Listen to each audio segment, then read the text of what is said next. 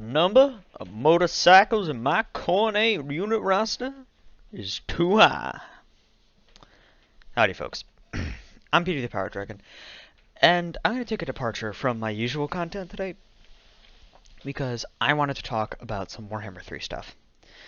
Now, there's been a bit of mixed opinions about the overall Kislev roster and what people think of the current designs for Kislevite units. Now,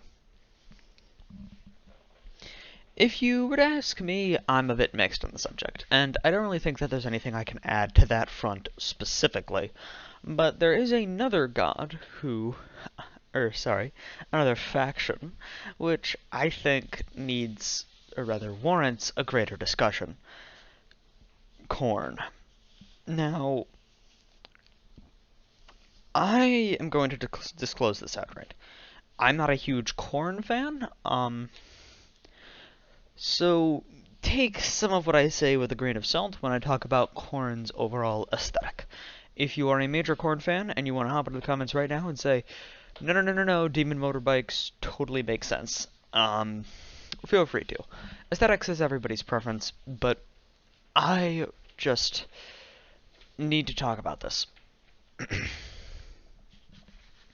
So, Khorne has got a few new units that they've unveiled. Some of them, more preferred than others. Things like the Bloodletters, Khornate Warriors, Juggernauts, and Fleshhounds look great. And then you have the two units of contention, the Skull Cannons and the Blood Thrones. Now, we don't have a good enough look at the Skull Cannons, I think, yet, to make some more definitive judgments about them. I thought that they were goofy, but I was going to be fine with accepting them. But by the looks of it, it seems as though CA is going down a bit of a rabbit hole right now. And I just think that there are ways to prevent that.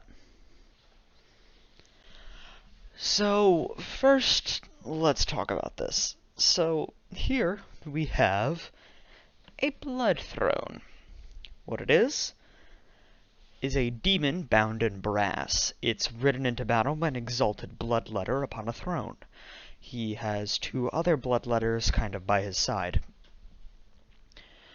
The demon is described as gnawing, chomping, and spewing fire into enemy ranks as it is moved forward. The overall appearance of it is supposed to be bound in brass, so golden and red look seems pretty logical, but maybe it's a bit saturated. So, what are the issues that people have with this current unit, and what it probably will mean for the rest of where we're headed? So, Khorne, I gotta get this right out of the way.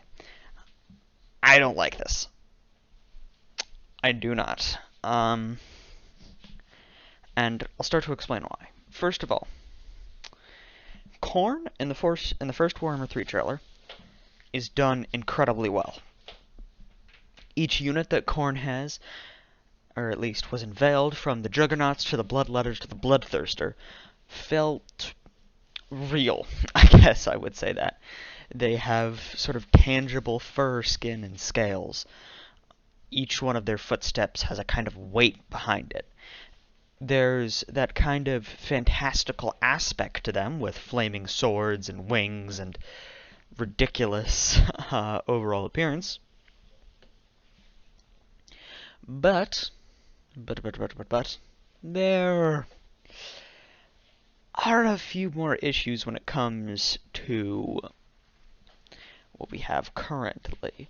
So, after seeing what we originally had for Khorne in the first Warhammer 3 trailer, I was pretty hyped for what they were going to do with the rest of the gods. And with CA unveiling sort of more of the full unit roster for Khorne now, I have my reservations.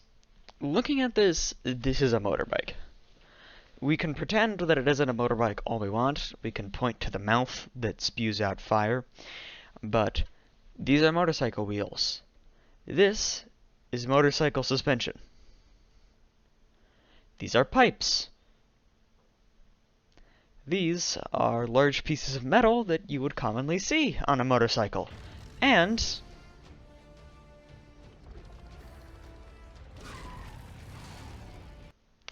it spews out exhaust and makes motorcycle noises. Now, I want you all to bear with me for a second, because we're going to do a bit of a thought experiment. I want you to imagine if you would be more hyped for this unit, or a unit somewhat similar to this. Instead of having the bloodletters more as the passive bystanders, they were the ones chomping at the bit, hanging off kind of barely by one arm, wildly swinging around their swords. Instead of one mouth at the front, the Blood Throne would instead have three mouths.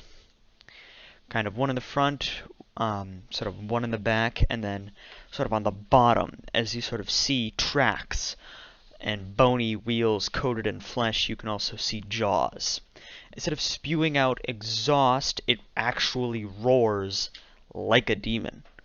And when it gets into melee, instead of doing kind of wheelies that we do see it do, goes coming in here, create pure carnage.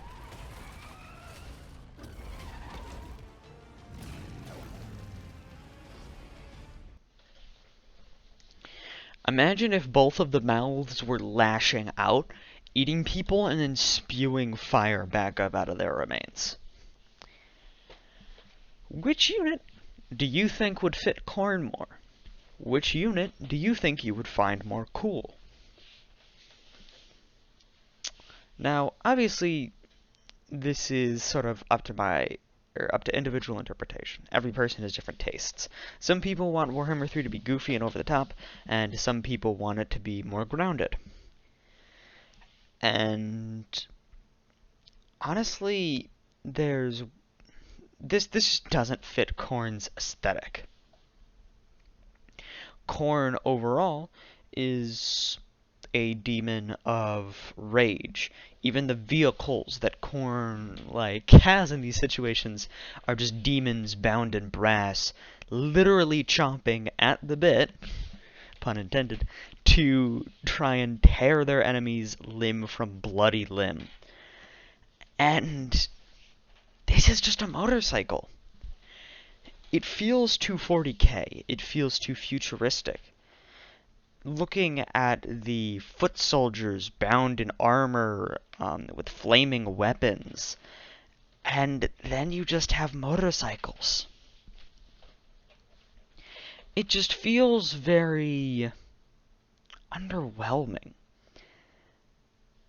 The fact that this was kind of, out of all the possible ways they could have done this unit, this was what they chose. It does irk me. And I think that they really wanted to copy the original model for the Blood Throne. The original model for the Blood Throne is basically exactly the same. And it kind of points to what I was saying when I said it looked too 40k. So, the original model for the Blood Throne looks basically exactly like this. And it has the 40k aspect. It's a metal motorbike with razor blades and demons hanging off of it. And yeah, it's got a mouth, but it doesn't really look otherworldly. It doesn't look like it's a living demon that's kind of crawling its way towards its enemies. And looking at it, this is a good angle. This is suspension. This is just actual car suspension. And look at that. If I zoom in, look at kind of the stuff around the wheels here. These are exhaust pipes.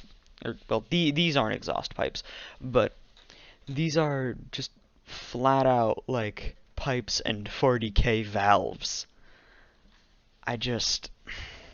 It doesn't mesh well.